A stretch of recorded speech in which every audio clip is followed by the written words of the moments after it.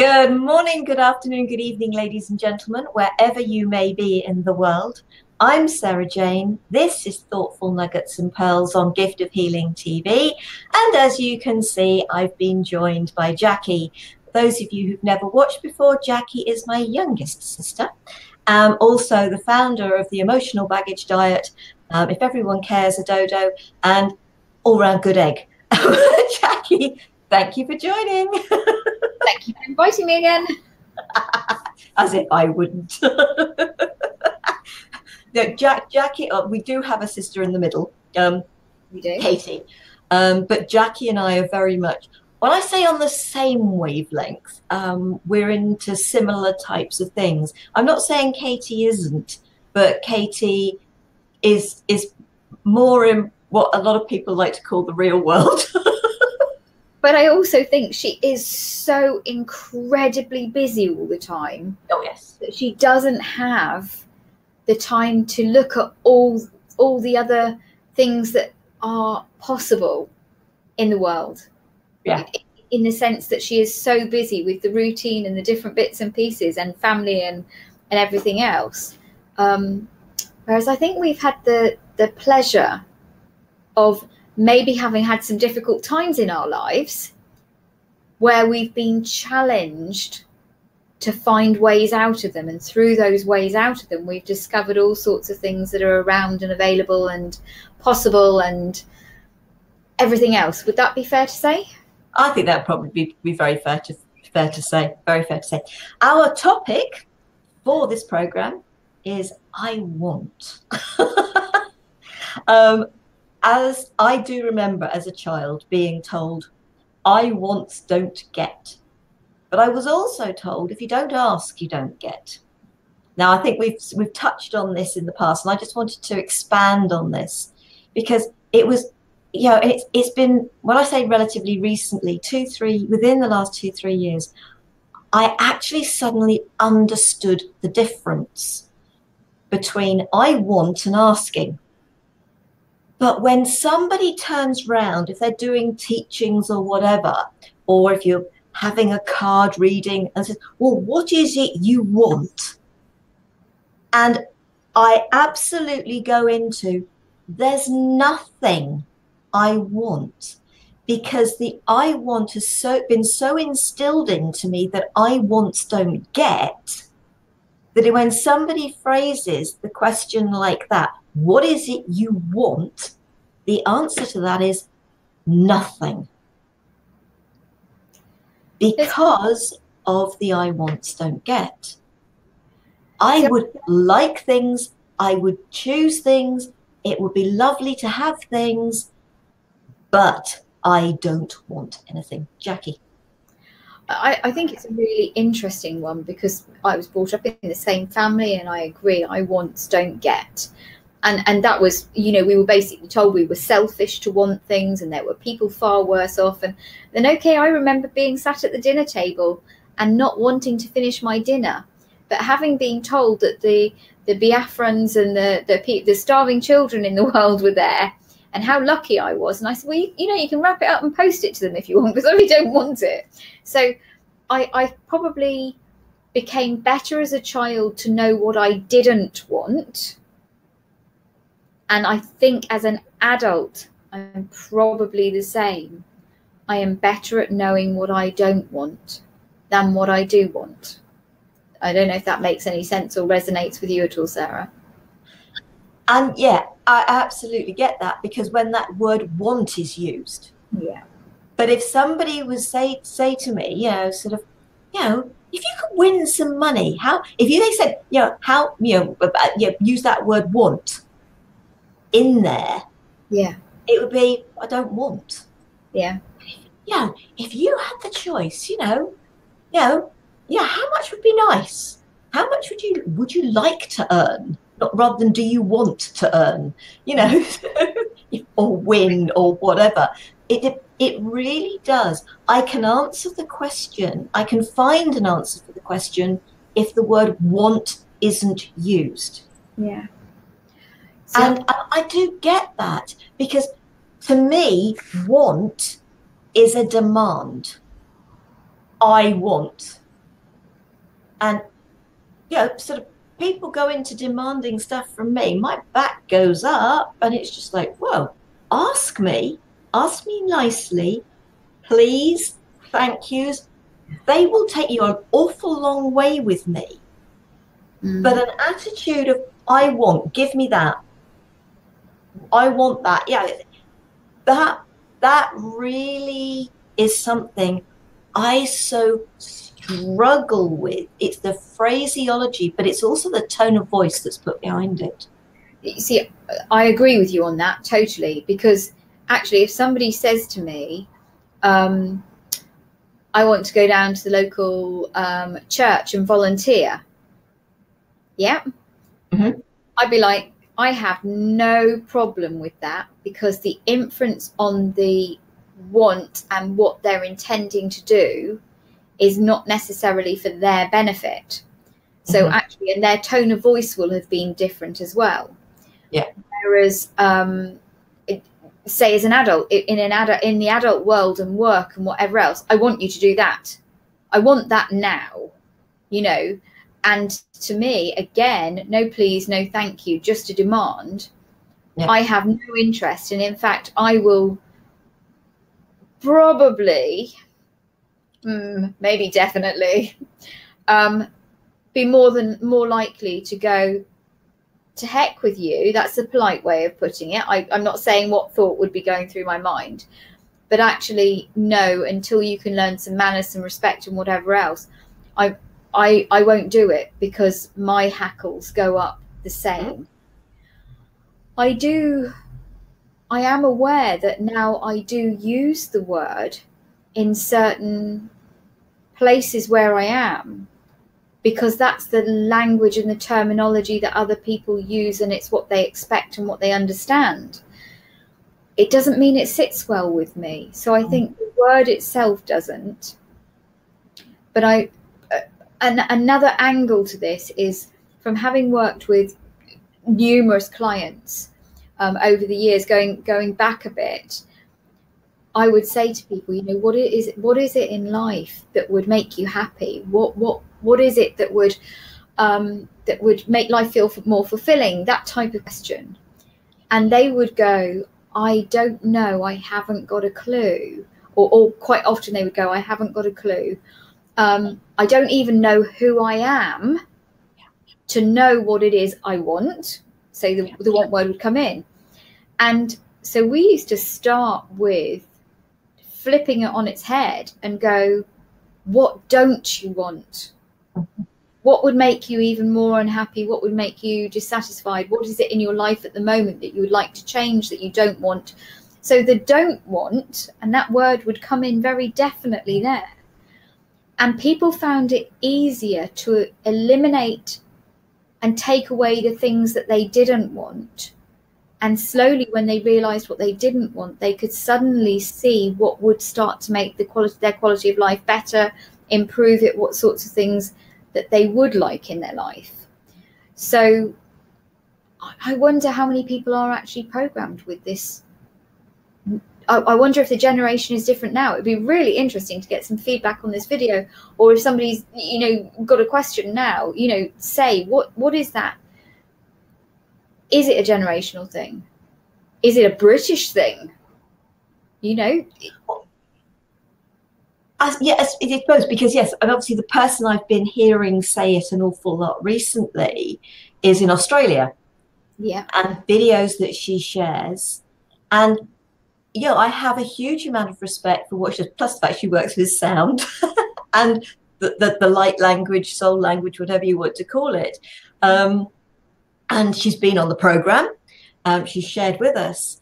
But she's going on, and it's just like want. And she keeps using the word want. And of course, and then I've got to sit there and I've got to try and get out of my negative to want and try and rephrase it so that I can then answer the question.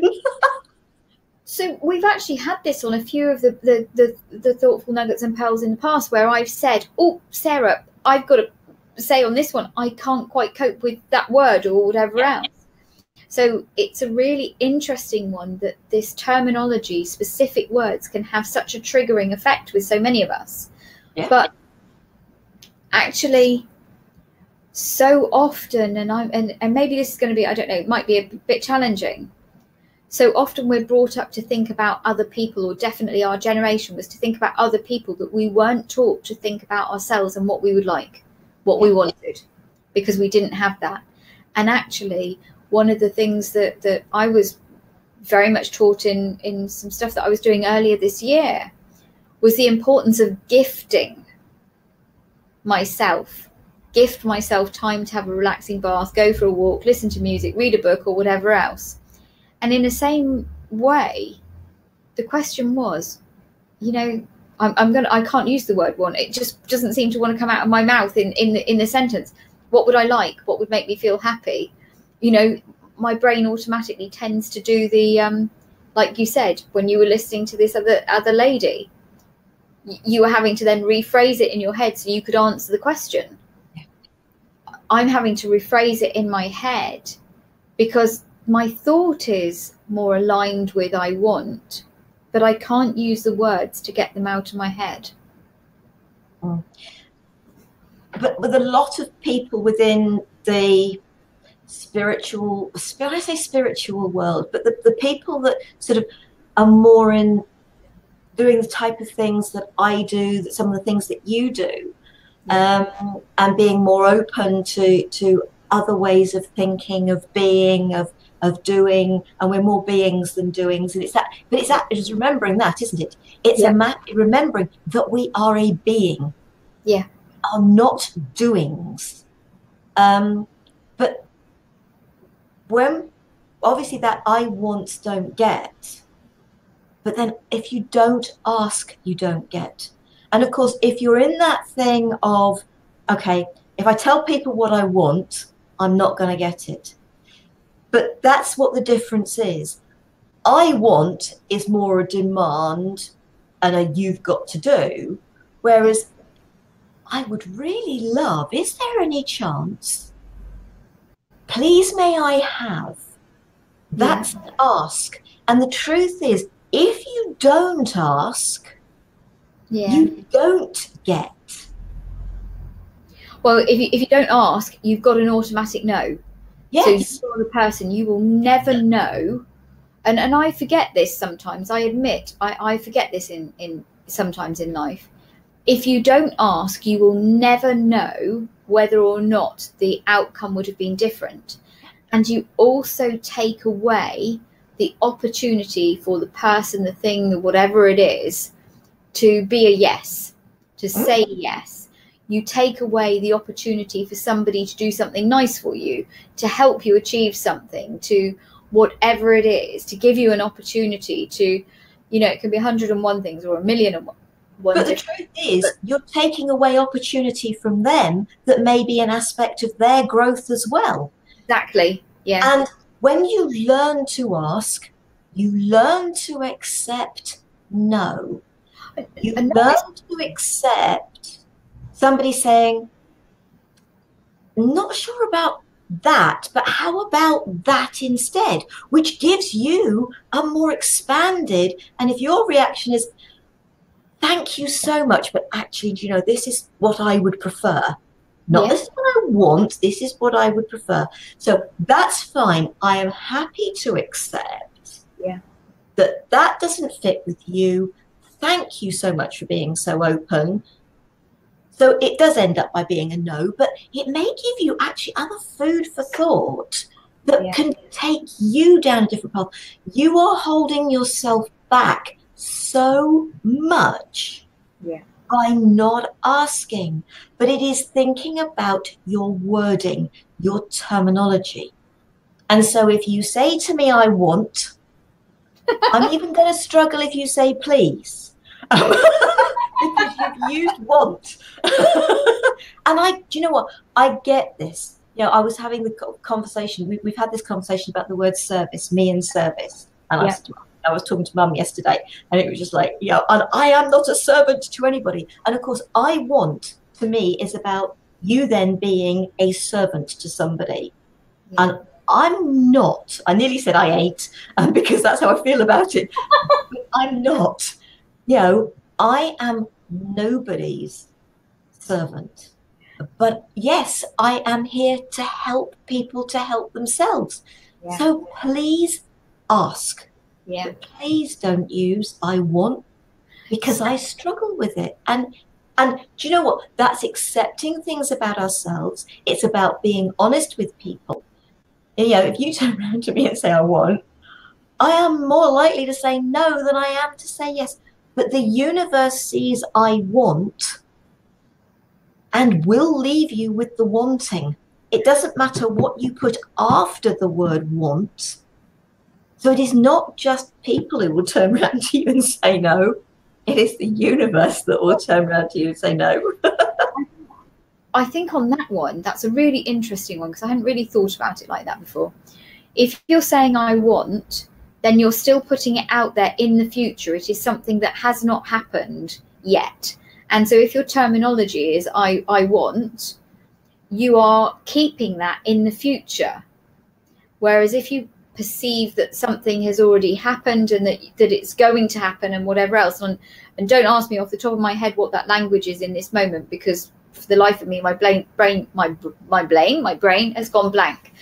But it's a very interesting one. I mean, I'm very I have seen the universe work in the most amazing ways. Yeah. Absolutely the most amazing ways. Some of the things that have actually happened within my life have been phenomenal. Yeah. Absolutely. I mean, I believe that and that is when I have trusted that the universe will bring me those things that are phenomenal, and they have. Yeah.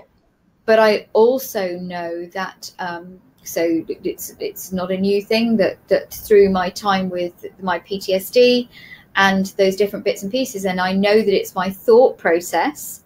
But unfortunately, when you have something like a condition like PTSD, you can't necessarily, it's not just change the way you're thinking. It's not quite as easy as that. But I also know that cycle of thinking that I get into with that actually turns the tables and makes it, it's almost like I'm putting out a wish list, a want list to the universe about that's the quality I want my life to be. And at that stage, I can honestly say it gives it to you, and it's not particularly pleasant. So, it isn't the best of places to be or anything else. But when I can get that wording in my thoughts and actually feel it at a cellular level and believe it, and it's not a want and it's not an expect, it's a choosing. It's a belief. It's a belief and a choice and whatever else. Oh my goodness, some of the things have been phenomenal, right down to when it came to the time to sell my house. I said it's going to sell straight away. It did. It sold in 4 hours, and in a housing market where people were I had been laughed at for saying, I'm not worried. I know that as soon as I put it on the market, it will sell. And people said, oh, Jackie, come on, don't be ridiculous. And it literally did. It sold within 4 hours. Well, in fact, I heard about it at 9 o'clock in the morning of the day that it went on the thing. I had the confirmation that the buyer was definite by lunchtime, so by 12 o'clock. So I actually knew at 9 o'clock there was a potential buyer. And then I regretted I should have put on more money. but then okay, when it came to buying the house that I'm in, I'd resigned from my job and I was at home.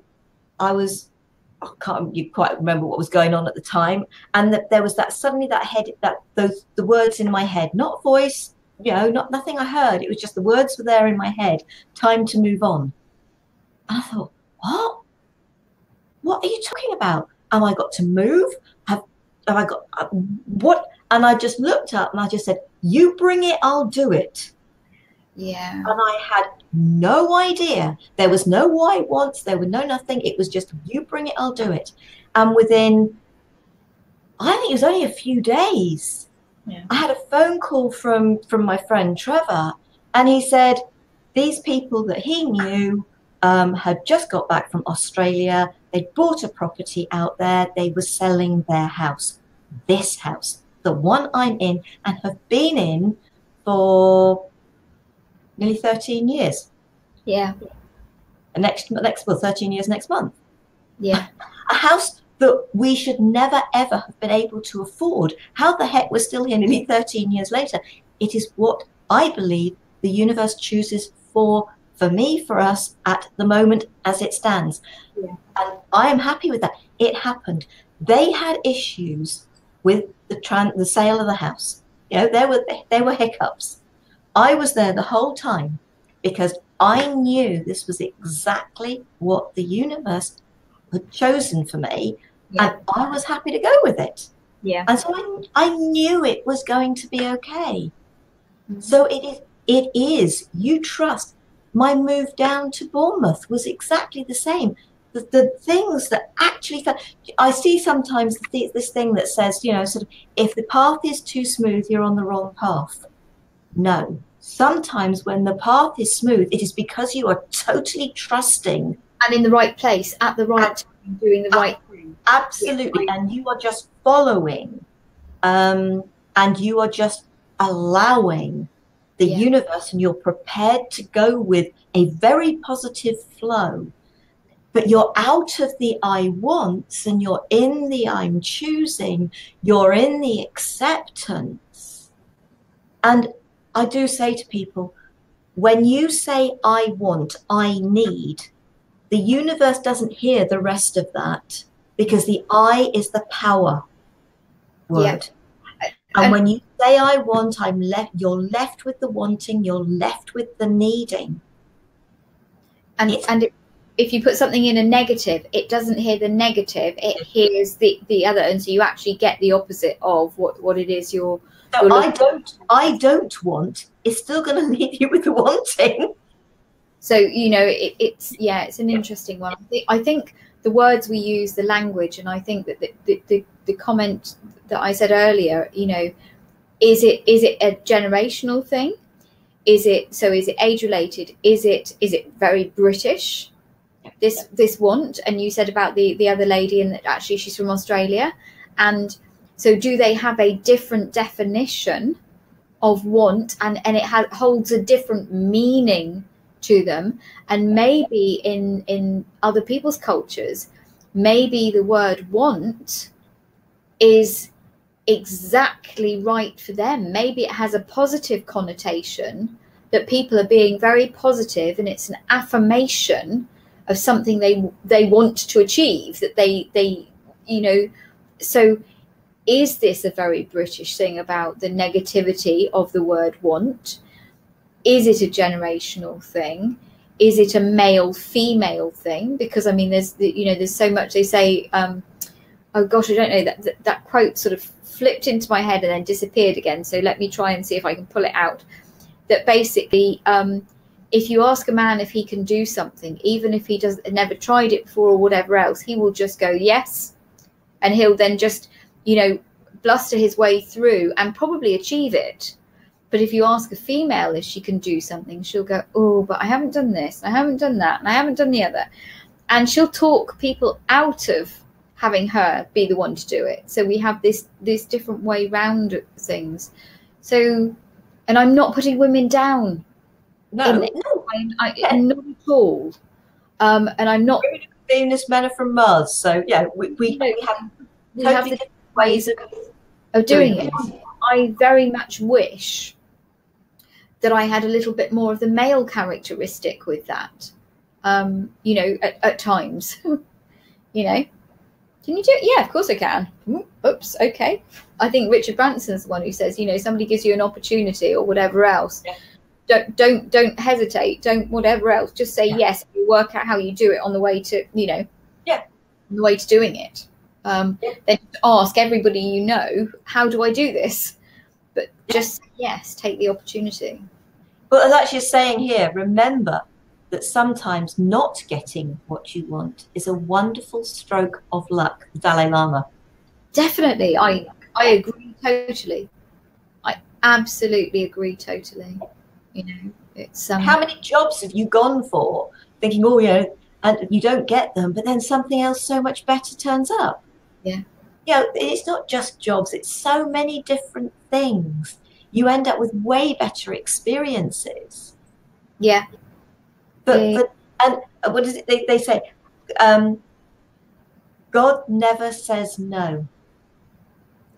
He says, yes, not now.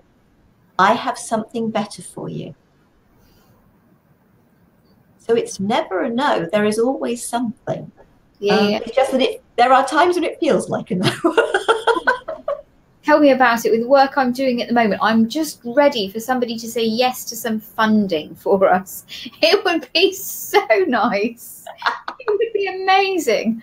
It would just be, it was, and it's not about money. Again, it's not about money for me. I have no, I don't really, I was going to say I have no ability, but that's sort of putting myself down, because money is not my main focus in life. We're not particularly materialistic. No, I mean, as long as I've got enough food in the fridge, I've got a roof over my head, I can turn the heating on, and I've got water, that type of thing. The ability to have my grandchildren around and stuff. I and my children as well. I do still love them, but the grandchildren rather have taken my heart a little bit. Sorry, kids. But I don't need any of the rich trappings. Every now and again, when there's a little bit of a windfall or something like that, I do enjoy spending it. So I'm not going to say I don't. But I don't look for money for me. But the work I do is all about being of service, which is the word you were talking about earlier that doesn't gel for you. Now, to me, there is absolutely nothing greater in life than being of service. And I get such a kick out of doing something that will make a difference in somebody's life. It's not that I don't. Yeah. I love helping people to help themselves. Yeah. And when I have clients that have come to me and I see the difference. It's amazing, isn't it? From when they arrive to when they leave, that gives me a huge kick. Yeah. It really does. Sort of giving mum an Indian head massage yesterday. She relaxes so much and she enjoys it so much. And that gives me a huge pleasure. But I don't see that as being something of service. I see that as being helping. So I tend to use the word help. And support rather than service. And you see, so me, help, I feel that that has a more negative connotation to me than the word service. So how interesting that we were both brought up in exactly the same family, and I have more of an issue with the word help, than I do with the word service, and vice versa for you. So it's a very interesting one. We've had that conversation, you, me and Katie, we had a conversation, and you'd think the three daughters had been brought up by different families because we all saw things differently. So, but it's just don't be afraid of choosing to have things in your life and thinking, I would really like that, or I would really love that. And for people, and it is okay to do that. Yeah, but for people, it is also okay if the word want is okay in your vocabulary and it doesn't bring about negative connotations. If it has that right essence of feeling for you, then go for it. And if you're struggling to know what it is you would like in life, think about what you wouldn't like, and that will help you to discover what it is you would like, because you suddenly think, no, I don't want that to happen. So it's when somebody says, somebody's unemployed and they haven't got a job, and when you go to them, what would you like to do? And they go, I don't mind anything, I just want a job. And they go, okay, would you like to clean the local public toilets? Oh no, I don't want to do that. Would you like to go and work at the local shop? Well, actually, yeah, I'd love to do that because I'd be talking with people and whatever else. And you slowly start to, would you like to be the CEO of a company? No, I don't want the responsibility, some might say, and others might go, I'd love it. So you start to see, when you delve down deeper with those questions, would you like, you know, how would that be? And when you have a no or a yes. And one thing before, because I'm very aware of the time now. Yeah. One thing that somebody taught me one time is, when you really don't know what it is, what your answer is, if you've got the choice of something that's an either or, whoops, let's get both hands up so you can see that I'm not just waggling one. When it's an either or, and you don't think that you know what your answer is, get a coin, throw it inside the heads and tails. One is heads, one is tails. Throw it in the air and let it come down to land on the ground, whatever it is. And you'll know the answer before it's landed. You will know which you want it to land on. The heads or the tails, the this or the that, and whatever else. And seriously, it's quite a phenomenal thing to do. So if you're not sure what it is you'd actually like, toss a coin. Oh yeah, and I have heard that. So we're going to finish on a little saying that I heard, I found today. In today's rush, we all think too much, seek too much, want too much, and forget about the joy of just being. Yeah. And there's a lot of truth in that, and we'll leave it at that. Jackie, thank you so much for joining me. It has been an absolute pleasure to have you here. Next week, I've got another guest next week. I'm being joined by David McLeod. David shared some life mastery programs with us earlier this year, and he's joining me again because he's starting up his Life Mastery TV again. Actually, it was going to be the beginning of October. Now it's the beginning of November, but he's still joining me next week. And we've got opportunity or obstacle. And I really should put that the other way round. It should be obstacle or opportunity. Ooh, you should always put the negative first and finish with the positive. Anyway, I hope you will join us for that. Thank you so much. Don't forget, you can go to the Gift of Healing TV website. There's the Thoughtful Nuggets and Pearls page. There are over 70 videos up on that page. As we're speaking now, it's coming up to 80, I think. So please do feel free to enjoy those. And do you know what? If it just makes you think, even if you're thinking, I don't agree with them, good. It's about helping you to think. So and find what works for you. It is not about what I think is right, what Jackie thinks is right, because you may not agree with either of us. It doesn't matter. They're here to help bring out what works for you. Yeah, definitely. Yeah. So please feel free. They're all free to watch, so enjoy. And we've taken up enough of your time for today. Thank you for joining us. Jackie, thank you so much. Have a wonderful week, folks, and we'll see you again soon. Namaste.